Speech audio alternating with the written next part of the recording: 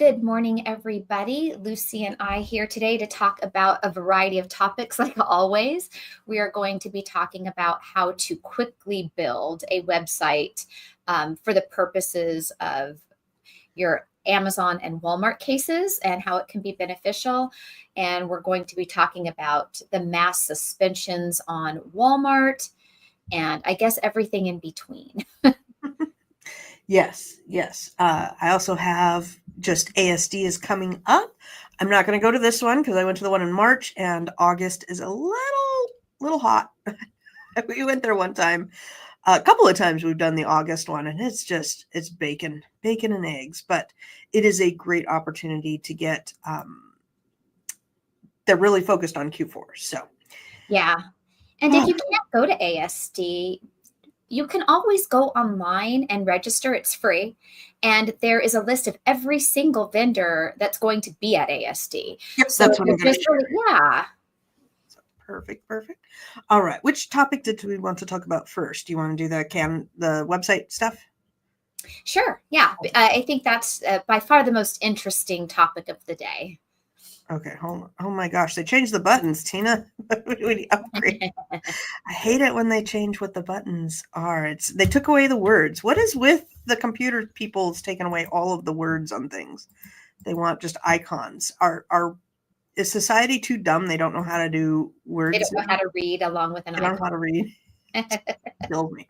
All right. So first up, Tina has done a video on this topic herself. And if you want to watch a tutorial later, I implore you to go and watch hers. What is it? It's 15 minutes long. This is really, so we got to do a little background. Last week I asked because I have a Walmart beauty item and they want ingredients and they want it on a linked website. So I'm like, how do I do that really quickly? And April reached out to me and was like, just use Canva. So I was like, holy smokes. Okay. And it was super easy. So thank you, April. Shout out to her. First thing you're going to do is go create a template that is a website template. So just click website template. They have some, default. Pre-done graphics where you can just change the words. Just a moment. The dogs are at it. I hear them. They're letting their mama know there's a bad guy out there. Yeah, so while she's checking on that, at the beginning of Canva, when you log in, there is a button that says website. So it takes you right to here. So that way it's already formatted, the correct sizing and everything to make a website.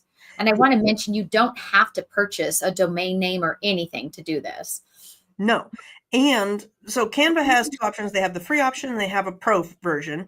I definitely have been using the pro for many, many years. Love it. It's well worth it because it has the background remover. You can easily put together your like info things about your product.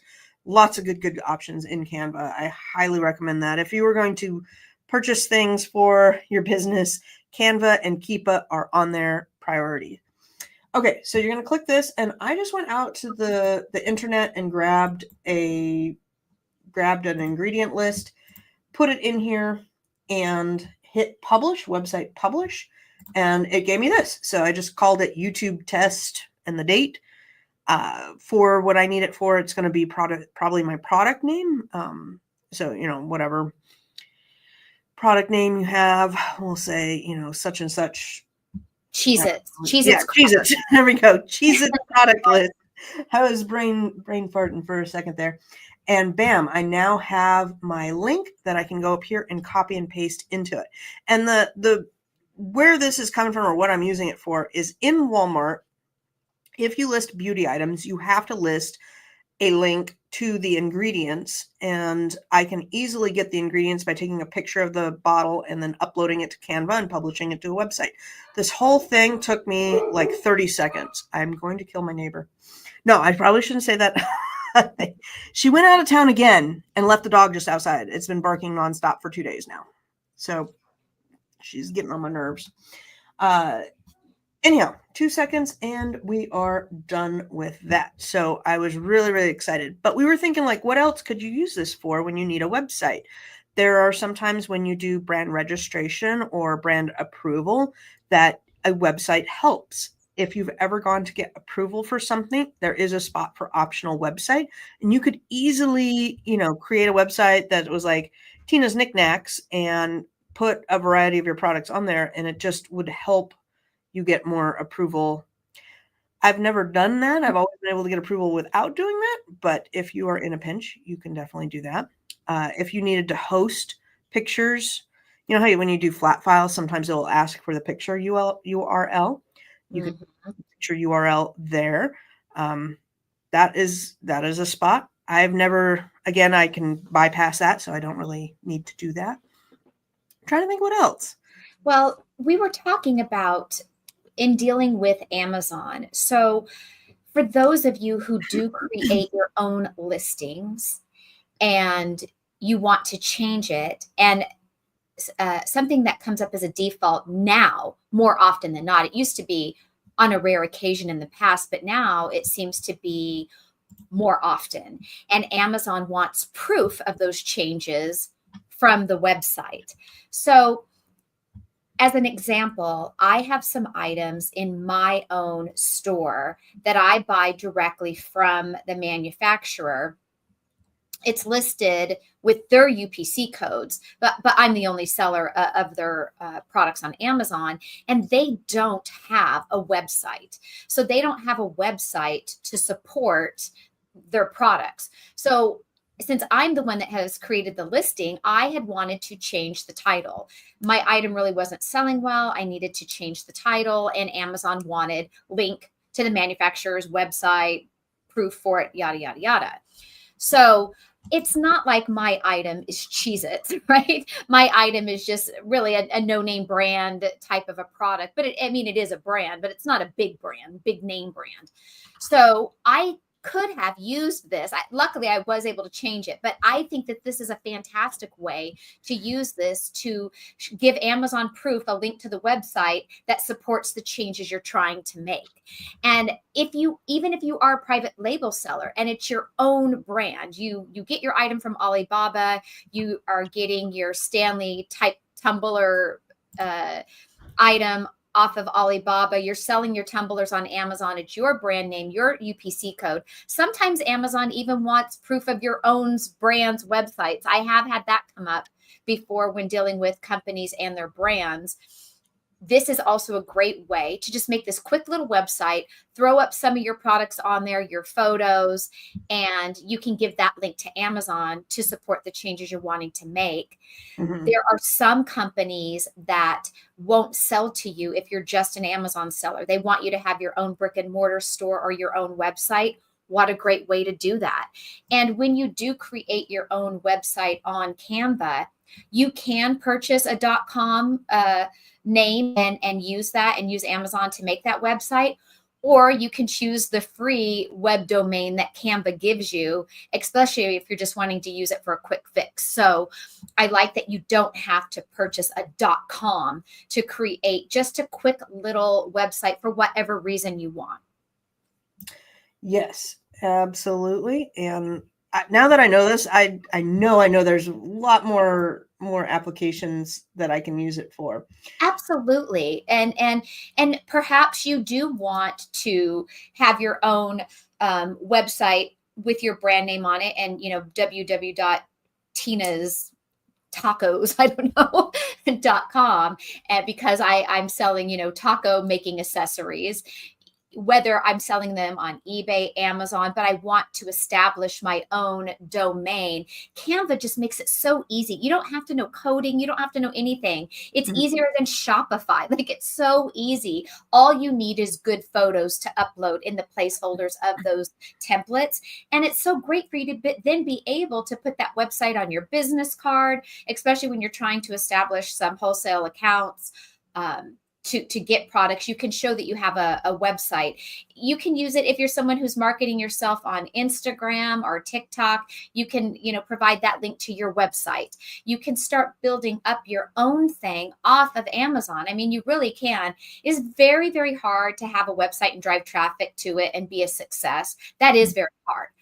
But if you are, especially going back to the private label route, which I'm really liking these days, you can, on your packaging into Amazon, have your company's www.domain on your product packaging label when it is in fact your brand. Mm-hmm. And it can direct them to your website you have made up. With whatever you want, like instructions. I've seen instructions and warranty information. Yep, the QR code that will direct Mhm. somebody to the website. And now on your website, you can give discounts, you can give coupons, you can give things to make them realize, like, oh, I didn't realize I can buy this off their website for a lot less than I can on Amazon. You can slowly build up that brand recognition off of Amazon. You may then, find a success with that and will want to upgrade to a fancy, website later. But for something that you're just trying to do on a low key level, just for a little bit of practice, just to try it, I think that's a great way to do that. Yep. Yeah. Well, and it's really good if you are, again, trying to get your name out there. You could put this website out there, and we've been doing the influencer thing. On your webpage, you can edit it and then update and have whatever you're trying to drive traffic to. So just kind of using it as a funnel. So lots of different applications. I'm excited to learn that this week. That was my big learning this week. Mm-hmm. Super excited. I also had another topic to throw in there that I had been working on with a client, and it was like a letter of authorization as a private label person. And I had ChatGPT run through, I prompted it, and I don't remember what I wrote, but, write me a letter of authorization, blah, blah, blah. And I thought I'd share with it what it came up with the group here. If you are a private label seller and you get stuck in some sort of dispute with, I mainly use it for Amazon. I haven't had too much problems with Walmart, but this top part is what I wrote the client is, if you're having trouble with getting into the category, you're going to write and ask for approval in the particular category and attach an invoice, a letter of approval, and a screenshot of your GS1 barcode. And this is what ChatGPT wrote. And I thought this was pretty good, so feel free to use it. To whom it may concern, this letter serves as confirmation that Mike Smith, I just made up a name, Mike Smith, owner of the business operating under the name blah, blah, blah, is hereby authorized and approved to sell products that are under the blah, blah, blah brand. Mike Smith has our permission to list, market, and sell genuine products through his sales channels, including but not limited to online marketplaces such as Amazon, Walmart, and eBay. Should you require further verification of this authorization, please contact us directly at the information listed below. And then I told him to put his, name and email and phone number, whatever you want to put there. But that is another trick in our books, because Amazon does this all the time. They're like, we want you to prove you have authorization. You're like, I'm the brand owner. I own the brand. Yeah, I own it. Trademark. Yeah, it's crazy. How do you prove that's you? And what you do is you're going to put this on your company letterhead. If you don't have company letterhead, again, use Canva, use Word, whatever. There is blank templates out there. I think I used Word last time because I just, they have a lot of company letterhead. They have invoice. They have all sorts of different templates for business type stuff. So I just did a template there. And on the letterhead, it had, your company name, your website, your email, all that stuff. So it looks formal. And you basically give yourself authorization. And we have been told this by numerous people that are in the law part of fighting appeals and things. They're like, I know it sounds stupid. And I've heard from Amazon themselves too, the seller support there. I know it sounds dumb, but you just need to have a letter of authorization that authorizes yourself. And, to us normal people who are like, that sounds dumb. It is what it is. We're not disagreeing that it's dumb, but just go ahead and give yourself authorization. So I went in Canva and I typed in letterhead in the search bar, and then here are all these templates. Just at a glance, this one looks really great. I would probably grab this one right away. It looks very professional. So if we click on it, we can kind of see what that looks like, and we can, in fact, edit this template.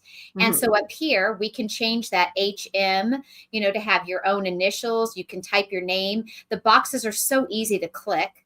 You would then, of course, fill in your name and address here. You would date it here. And then it just always puts in, a different language. But in here, you can now copy and paste that letter that Lucy shared, or have ChatGPT write up your own. Mm-hmm. And then it will make a handwritten looking signature with that type of font. You just replace that. And then bam, you can download this from Canva as a PDF file. Yep.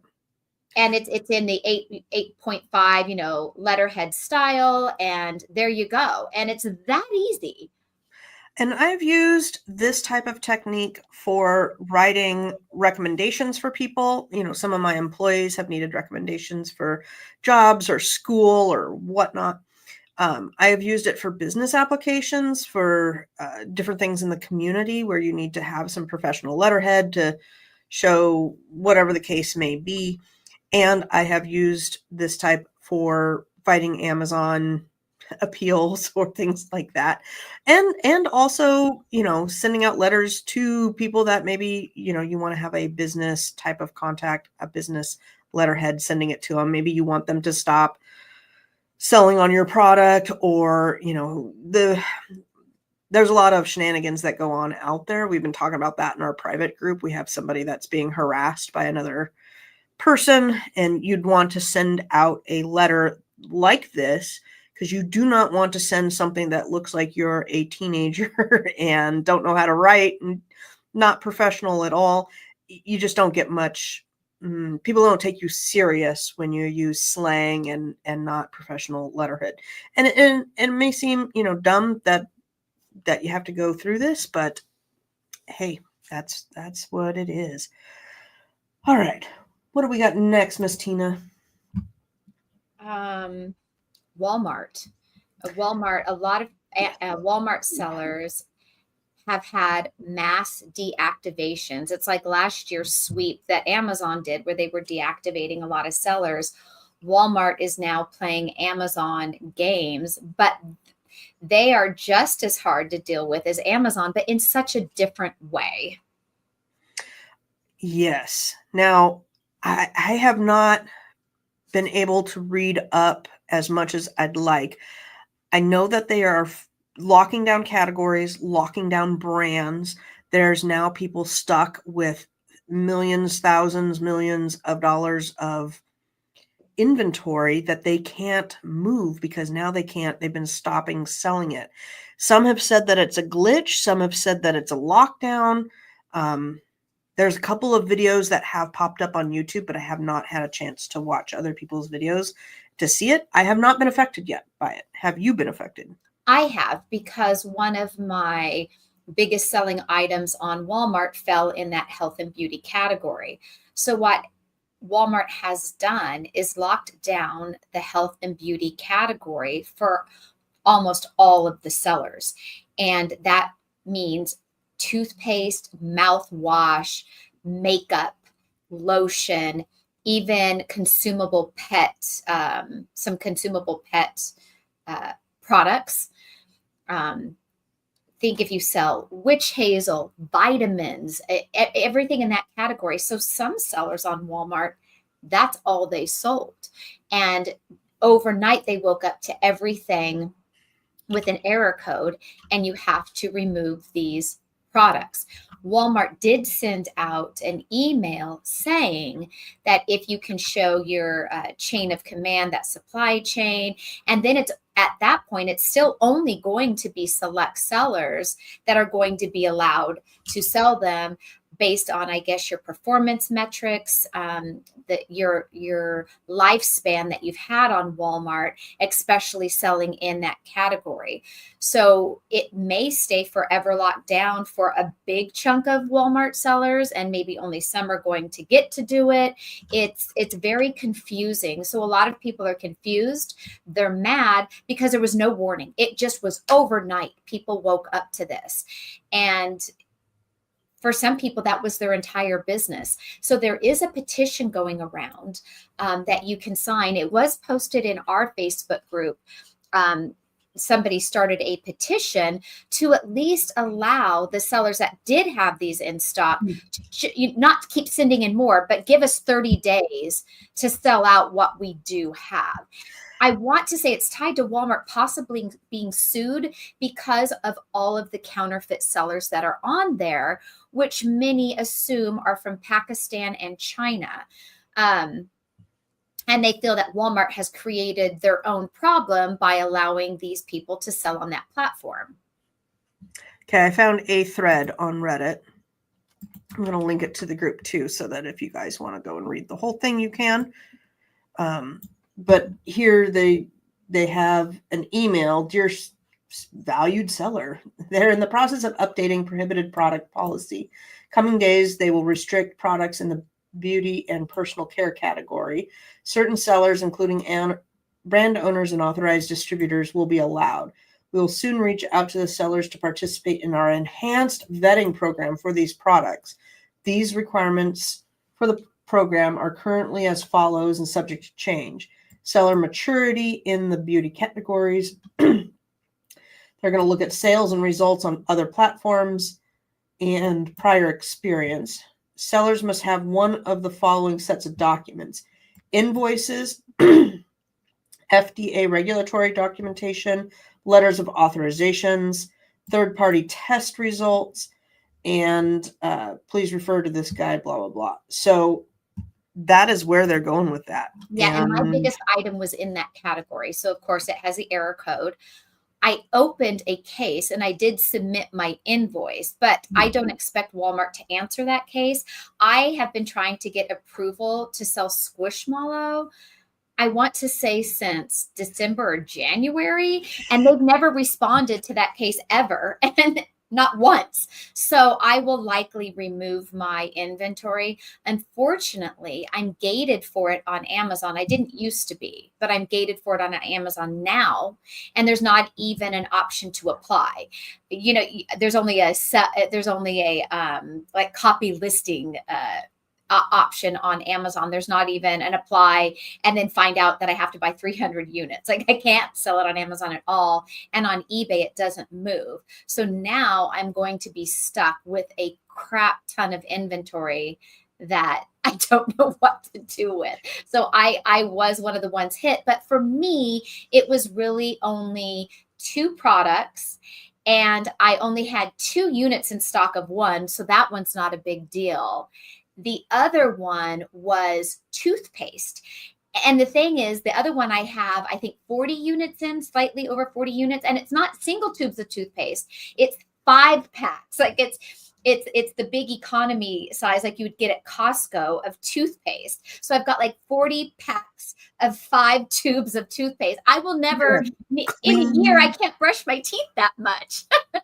So what you got to do is you got to have a viral TikTok going of that toothpaste and then have a link to the website and sell it. Not only that, it's kids toothpaste. So it's for kids. Oh my God. It's like the kid flavored kind of toothpaste. So ugh.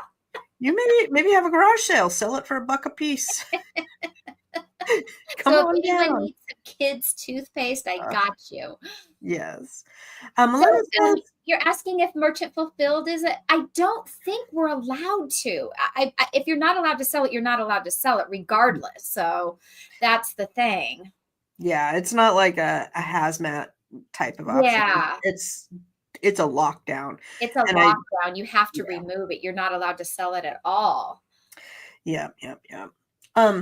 Hey, I kind of want to talk about the group topic that we had, not specifics, but in one of our groups, we have a problem with somebody that is harassing another person. They are putting out fake violations, fake product reviews, maybe not fake product reviews, but it's a competition. So our friend is selling one thing and they have somebody else is selling something similar.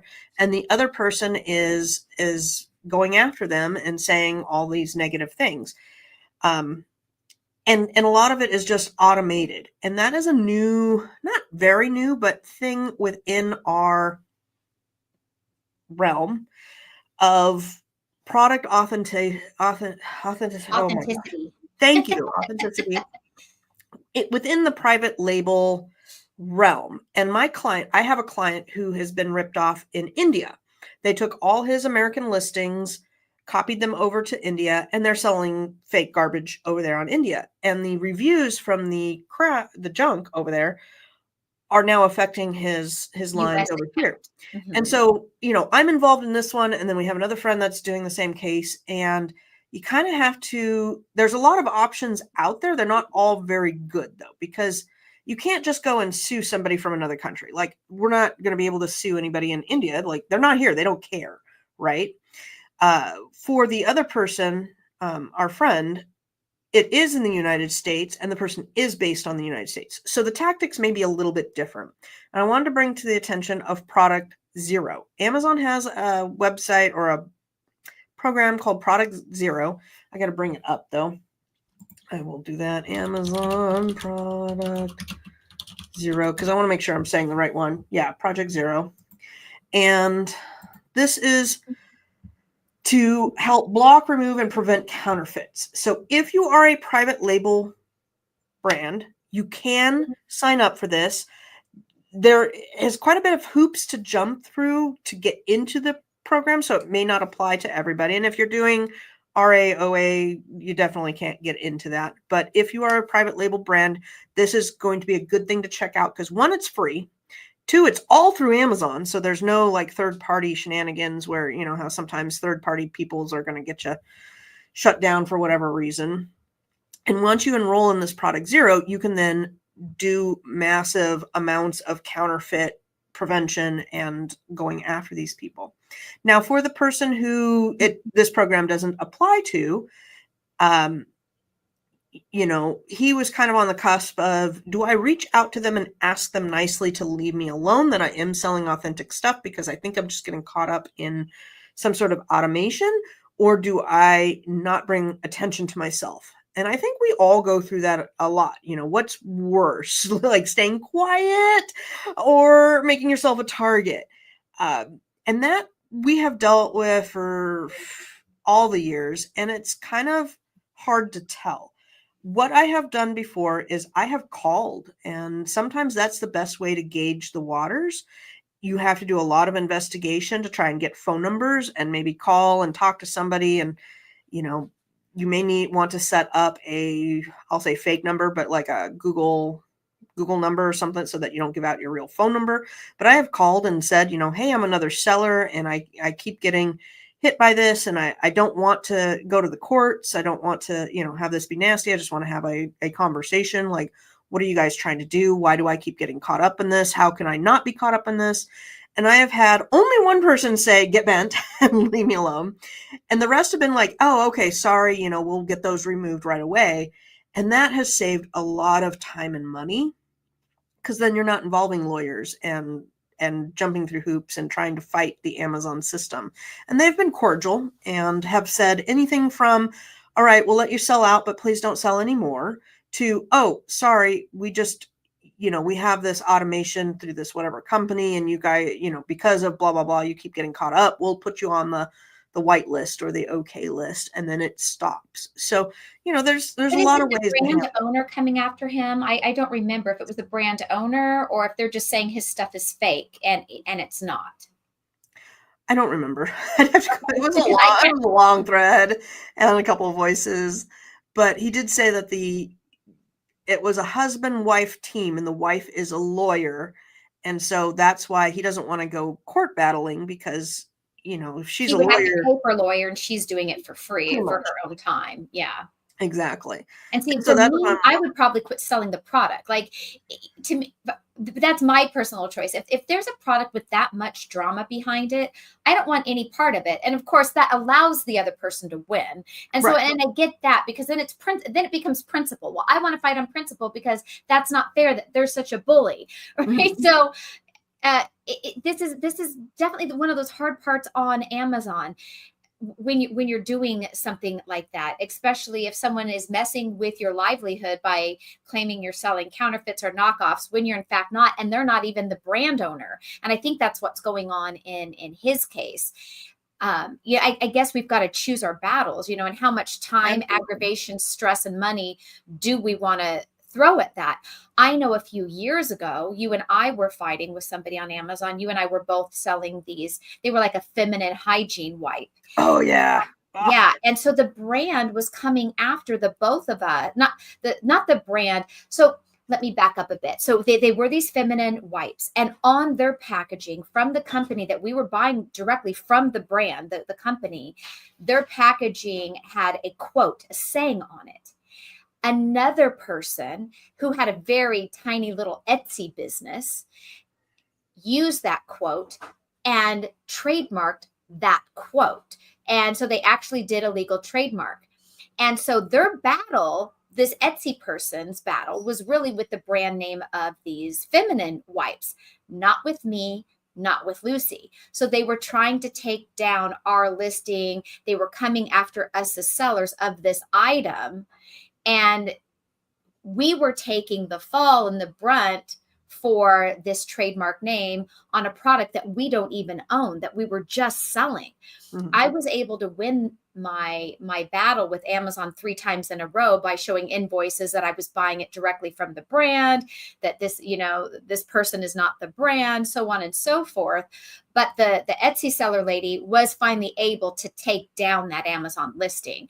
And the company who stole the Etsy seller's trademark name, whether knowingly or unknowingly, they now have changed all of their packaging. So she Oh, have they? clearly won her case against this big brand company for her trademarked quote, because this company now no longer uses that quote on any of their packaging. Yeah. Interesting. I had Yeah. not followed So that. these kind of things can happen. That one was worth my fight because I was like, what is going on? Like, you don't even own this. Who are you? Yeah. I don't, I buy it directly from the brand. So it's like, I'm not afraid of you, right? Like that's how my mindset was at that time, because I didn't really get the gist of what was going on until time went on. One of my battles was with somebody that trademarked the word sunset. I think it was sunset or whatever. Anyhow, Bath and Body. Mm-hmm. Yeah, and one of my Bath and Body Works was sunset, and I messaged them, and I had to go track down their email, track down their business email, follow them, do a little bit of digging. It didn't take too much, and I messaged them and told them the situation, and that's the only one that told me. They go, "No, I don't want you selling this. This is what I'm fighting. I've been fighting this, and it's their battle and this and that." And so they were not going to renege on that.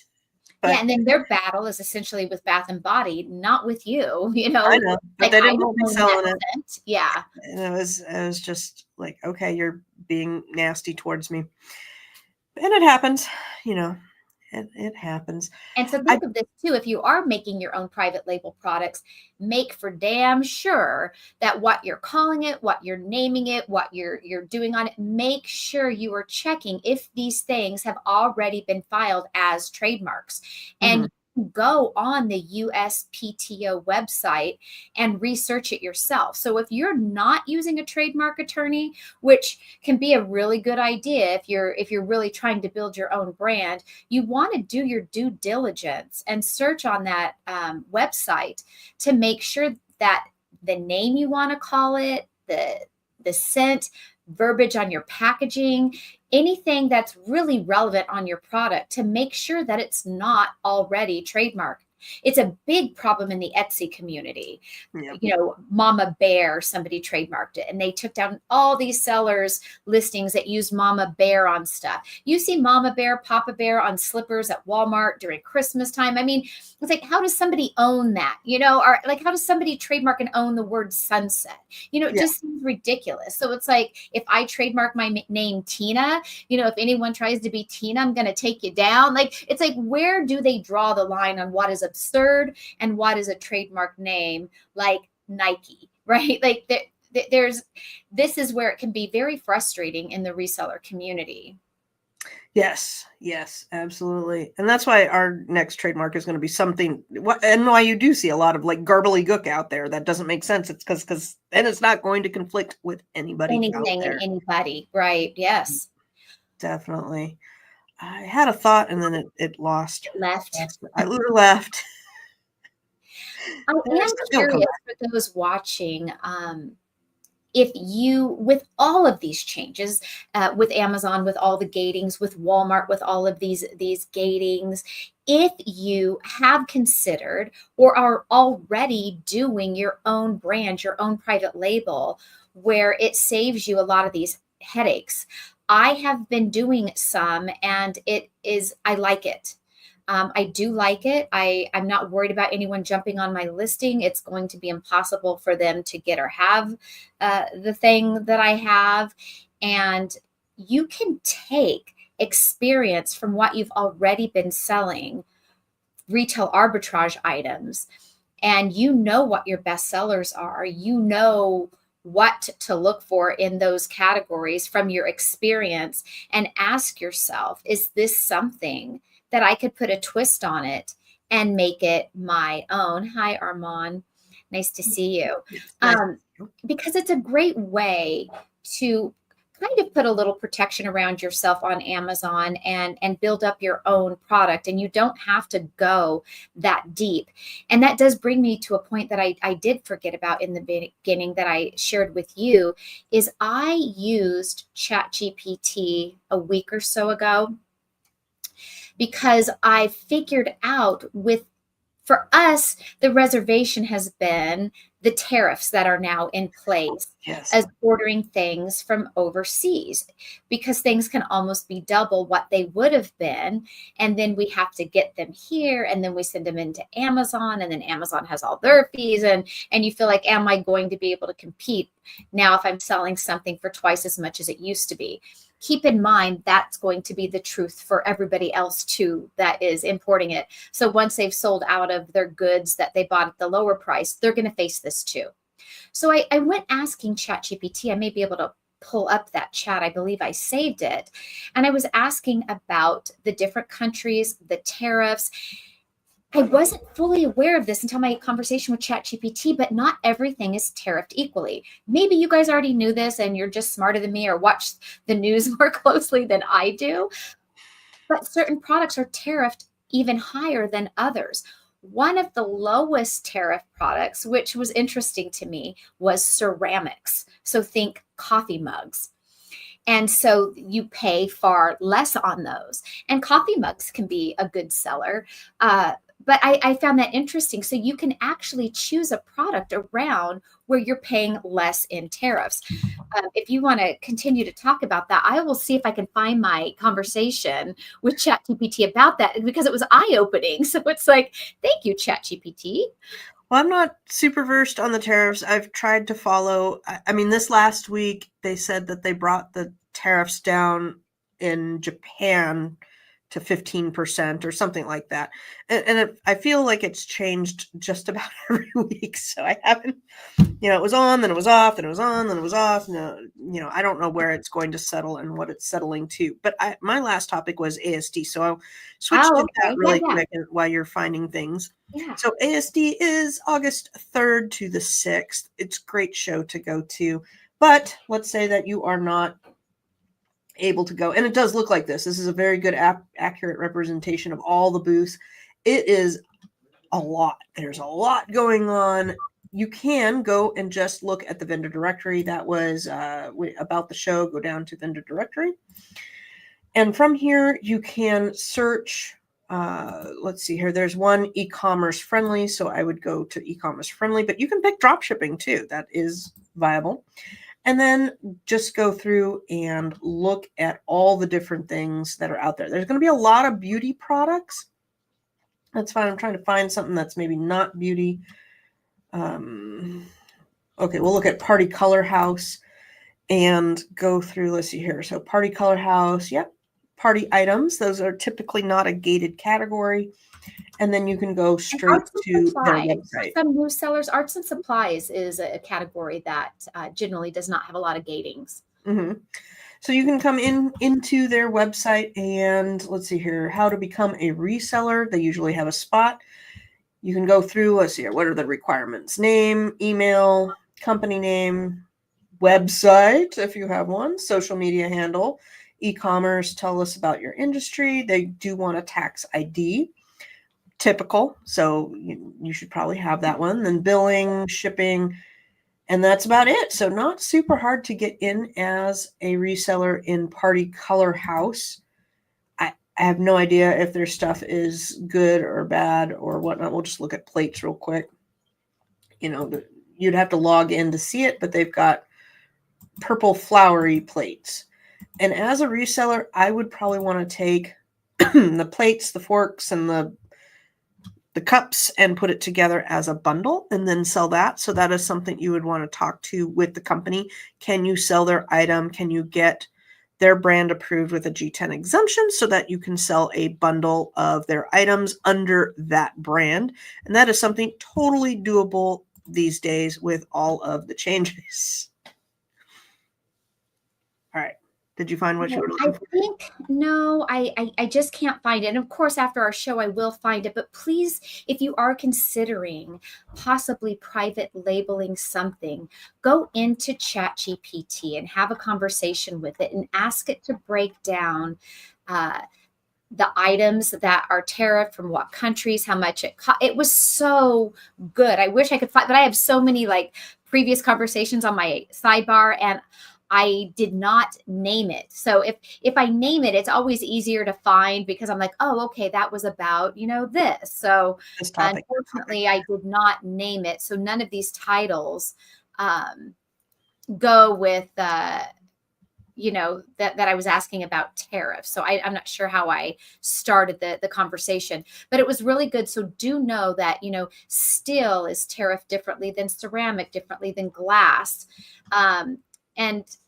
And that can make a big difference in how you purchase your item. And then Chris Grant has done a few videos about how to get your tariff fees lower on the final product, rather than like the packaging, when people get their custom packaging over there, and then your supplier is actually buying the screw from another supplier there in China that's part of the thing that you're making. I can't remember the details of how it was broke down, but he really breaks it down on how to save money with tariffs also. So it is very interesting. Yeah, Chris is really good. He's very good. Clear the shelves. I've never joined any of his groups or anything, but he does really great videos. If none of you watch him, I do highly recommend him. He definitely does do a lot for private label sellers for sure. But he also does a bit for everybody. I do think all of us should really try to or consider putting a little bit of your own private label into the mix. It's not as scary or as hard to do as you might think. And you can source right here in the US too. You don't have to import. You may pay a higher price, but you're also cutting out a lot of headaches, right? Because you're dealing with somebody based right here in the US. And some of these companies already have the product made, like think candles or bars of soap. They already do that. You are simply just designing the packaging that's going to go on that soap product or that candle or the tea bags or the candy. There are private label companies here that already make the product. There's jellies, there's bread, baking mixes, all kinds of stuff. And so you don't have to invent it. It's coming from here in the US. And if your product requires any type of FDA paperwork or lab type of stuff, the company that makes it will have that. And that's going to also be easy for you as well, because they're just going to be able to give you those documents. I've worked with people who have done private label items right from here in the US. I've worked with people that do plant-based protein bars, dog chews, like supplements for dogs, jams, jellies, all different kind of things. And they're getting it right here in the US. And it's not as expensive as you might think. Many of these companies, your minimum buy cost is a case of something, or 38 of them, or a 250 minimum spend, a 500 minimum spend. And let's say your product makes you lose a little money. Let's say you break even. To spend only $250 or $500 to just try it, to just dip your toes in the water, is still worth the learning experience, because then the next time you do it, you'll say, okay, I know how this goes now. It makes you less afraid.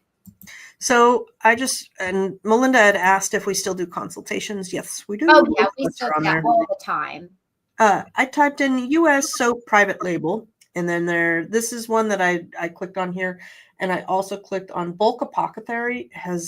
I've bought from them. I have too. Their soaps are really yeah. good. I've used them myself, the ones I didn't sell, and they're very good. So these ones, they have 15 different scents, 7 liquid foaming and body washing, and then they've got a low minimum order quantity. They've got 6 different colors. You've got ingredient labels. You can print your own labels. So, I mean, they're really easy to find. Whether they're profitable or not, that's yet to be seen. Bulk Apothecary. Let's see here. All the pop-ups.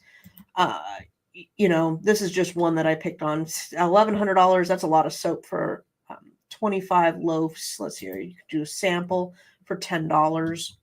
You can do, let's see here. What is this? Pre-cut 10 bars for $49, which is $5 a bar. So, I'm not saying that this bar of soap would be profit-wise good to send in, but if you are doing craft fairs or putting this into a bundled item, think of those spa kits that have some soap and a bath bomb and a wine glass, and etc. These are definitely good things to fit into them. Mm-hmm. So lots of different things. Oh, I like that. Things that you can do. And Amazon, even though they've gotten stricter on their bundling rules that they don't enforce, I know. They do allow, it says under their bundling policy, I believe they allow gift baskets. And so, I mean, you could call your gift box a gift basket and be in compliance. In your opinion, what is the difference between white labeling and private labeling? Not a whole lot. It's the same. I think to me, it's the same. It's just called one or the other. Kind of like niche or niche. Yeah. To me, white labeling means that they already have the product and they're putting your label on it. Private labeling, sometimes you can have more into the design. Yeah. So private labeling is like, I made my own soap and I'm putting my own label on it. White labeling is, I'm buying this soap in bulk from Bulk Apothecary and then I'm putting my label on it. So they're used interchangeably though. To me, both of them are private labeling. In Amazon's eyes, they're both private labeling. And from Amazon's eyes, if you private label an item, you are responsible for all testing, all legal issues. If I sell a bar of soap and it takes your skin off, that's my problem. Like you're going to come after me, right? So whereas if I go and I buy Dial soap and I resell it online, the person is going to go after Dial, the company, not me. So from a legal perspective, if you white label it and my soap takes your skin off, then I can go back to whatever company that I bought it from, and there's some legal stuff going on. Whereas if I made some soap in my kitchen and put my own label on it, then I'm 100% responsible for it. So there is that. I'm pulling up the bundling policy. Let's see here. I have not looked at this probably since last year. General bundling policy. And if you are thinking of also doing the private label type of product, TikTok is huge for getting ideas. There are so many companies that are nobodies like us, let's say, and they get their product on TikTok. Influencers are doing videos about it, and they are making fortunes. One brand name that got their name on the map because of TikTok, and many of you have heard of them and maybe use them. It's the vitamin brand called Mary Ruth's. And I use Mary Ruth's supplements. I have for a couple of years, and I had no idea about that until recently, that is what put Mary Ruth on the map was TikTok. There we go. This is the verbiage you were talking about. When listing a gift item within the gift basket category, these may have products from multiple brands that are physically bundled together for consumers in a manner that is appropriate for serving as a gift. So that is still in there. That's been in there. And that means that you can take and have products from multiple brands and put them into a bundle. So that's why you still see I'll just say a Mother's Day gift basket, because that's probably the number one popular gift, is a gift for her, where you get a wine glass or a tumbler or, some sort of drink holder, and then a pair of slippers or a blanket and some soap and some bathroom items. And you can still do that. Now, where we might have some problems there's 2 exceptions. You need to have a letter of authorizations. So this one, I don't know if they're going to nab you if you're putting the item in with the bundle. That is still kind of little shaky ground. So let's say I make a women's gift bundle and I use a Starbucks cup. If I sit there and I say this is a Starbucks bundle and the main words are Starbucks and it's not under Starbucks brand, that's where you could still maybe get into a little bit of trouble if you are trying to piggyback off of that brand's name to get your SEO going. And that's what they were cracking down on. If you don't have a letter of authorization from Starbucks, then I would probably not try and ride on Starbucks name with that bundle. Right. That's not to say that I couldn't have a coffee cup and then a little sample of Starbucks in there and just not talk about it. That's kind of where you're still riding on the edge. And whether you get caught or not, I'm not sure how much they're cracking down on that, because I see that still happening.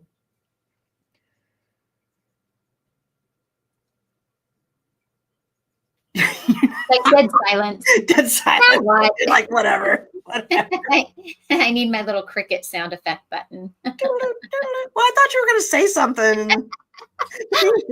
You're like, nope, not going to say nothing. All right, hold on. We can go through this real quick. So this is good. Not by the original owner, because it's really highlighting Dawn. This is a no. This is a yes, because it's all under Coca-Cola. So I think if you put the brand Dawn, so it's not packaged by Dawn. So it's still that's right. They want it to be, so it still has to be packaged by the brand. And so they don't really leave it open for just regular people like us unless it's our own brand. Yeah. Yeah, it'd be really tough because the main item is Dawn. Right. So I mean, personally, I'm still recovering from my account deactivation. I am not allowed to be a registered agent on somebody else's brand to go after and do product violations. And I'm trying to figure out if it's worth trying to fight that or not, because I didn't really need to do that, but I found out I can't do that. So it'll be curious how long that stays on my account. Yeah. Is what it is. That's all right. I also have problems. I've got a case over on Walmart with a pot item, and they're giving me heck for that. I don't know why. Certain words are still flagging the system, and I don't understand Walmart's verbiage at all, because they have lots of pot items over on Walmart. So I'm like, pot, you mean like marijuana? Okay. I didn't know if you meant that or pot like a cooking pot. No. My word marijuana got flagged, and I'm not sure if that's what's flagging me or not. I don't know the naughty words over on Walmart. But for those of you who, I still keep going back to private label, for those of you who've never tried private label, white label, because you're afraid of launching a product that has no rank, and how do you know it's going to do well? Because usually that's the biggest fear. Most people are trained to have looked at Keepa and see that that item's doing well. It's got the sales velocity. This is going to be a safe buy for me. And how do I do that just from scratch and then just hope and pray that it works out, right? That's the people's biggest fear. I can tell you, I have made countless listings from scratch. I hundreds, if not thousands, definitely more than 100. Maybe 2,000. If I'm being realistic, I've made at least 2,000 listings at least from scratch with no rank, no anything. And more often than not, it always works out in my favor. There's very few that have tanked for me, flaked, never sold. So, think of it like the stock market. The majority of your stocks perform well, but then you have that one that just doesn't. It's the same with doing your own listings. Where your confidence comes in is researching similar listings and items and looking at their Keepa graph.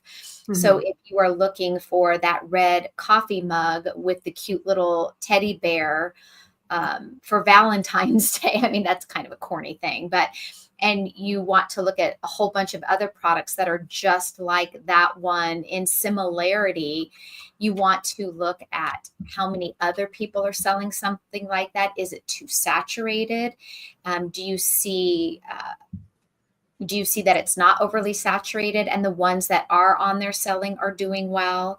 Or is it the ones that are on there selling not doing well? You can really base it off of your competition and use that as your confidence, because it does work. It really does. This is another one of those gray areas where it's like they cannot put the curse words in there. I found out that if you put curse words, then you're going to get in trouble.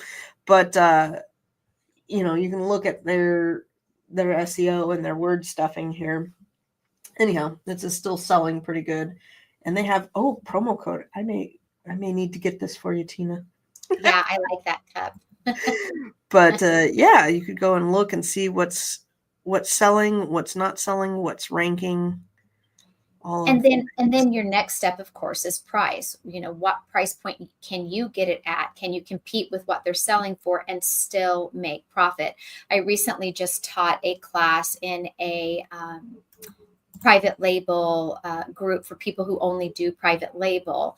And one of the things that they're always teaching you is to find an item that the sell price is at like $25 or $30 in order to make a profit. And that just isn't true. So in my class, I showed how that advice is not necessarily true. And I found an item that was in that price point.